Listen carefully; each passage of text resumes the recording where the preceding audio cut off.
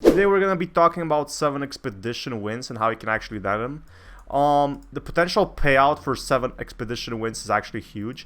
Let's say you go for 7 win in every single trial. If you end each expedition after just one 7 win trial, that's 2000 XP, a net gain of 500 shards, and a champion capsule for just 1 to 2 hours of gameplay. That's insane value, like holy shit. So 2000 XP, 500 shards, 1 to 2 hours playing. Not to mention the experience you gave for just playing the game, which is basically learning.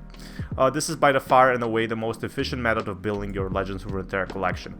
If you're making just small slide decks, I definitely recommend you learning a bit. My brother is actually pretty good at expeditions, but your goal here is to build a deck that's consistently strong. That means you want your deck have a few big ifs if possible. For example, Cursed Keeper is great if you have a way of killing him off. Navori Conspirator is great if you consistently have good recall targets, so you really want synergy, right?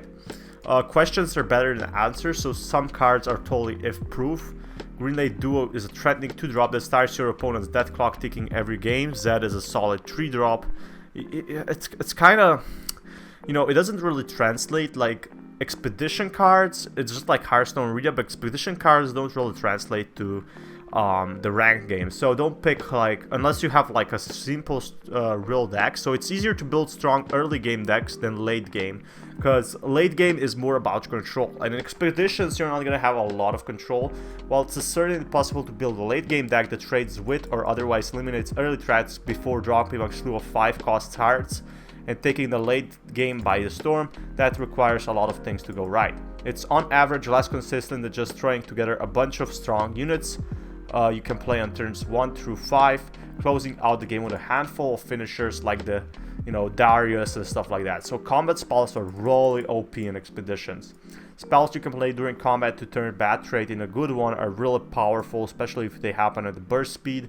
That being said, you can only use them for maximum value when you have a good unit on your board. For example, Elixir of Iron is more valuable than keeping a 5/5 alive rather than a 3/2. Like Elixir of Iron, that's fucking crazy. Like, it's really good.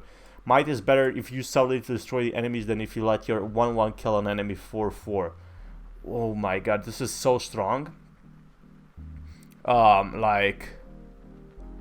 This could be really good, not for trade-offs, but actually to overwhelm your opponent. Like, back-to-back can turn 2 dead allies into 2 dead enemies, but only if they started out similar threats. So, this is pretty good. So when is the best time to pick comeback spells? When your deck already has a lot of good units. So don't vote slow cards and fast decks. That's the biggest mistake I'm making. Like Arena Battlescaper produces all of its value in an instant display, but a card like Battlesmere of Varangard Surgeon, so this one, only offers a portion of its value, and then, you know, kind of gives... You get a value later, when you're probably already dead. So slower cards like Everson Trapper and Eminent Benefactor threaten to reduce your momentum fatally. Oh yeah, that's definitely for sure. Also, they buffed this guy. They buffed this guy to a 3/3. Slow decks can run fast cards, but fast decks cannot run slow cards. That's definitely true. So mulligan for an early lead, we all know that.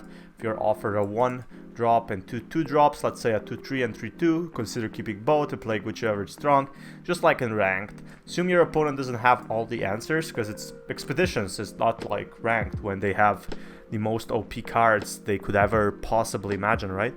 An avalanche is super strong in expeditions, and the value of Nexus is not constant. So when Nexus health is already low, however, every damage becomes important. Reducing a Nexus from 6 to 4 may mean victory by Decimate. So Decimate is actually really strong. Considers your outs, and there's much more to be a successful expedition. It actually requires a lot of practice, if you guys didn't know. If you want to set these ideas in action, you can catch my stream here. And yeah, thanks Sam C. Will. He's a Legends of Runeterra expedition expert. Pretty awesome. Alright, let me know what you guys think of this. How to get 7 win expeditions. And yeah, this is Fana, signing out.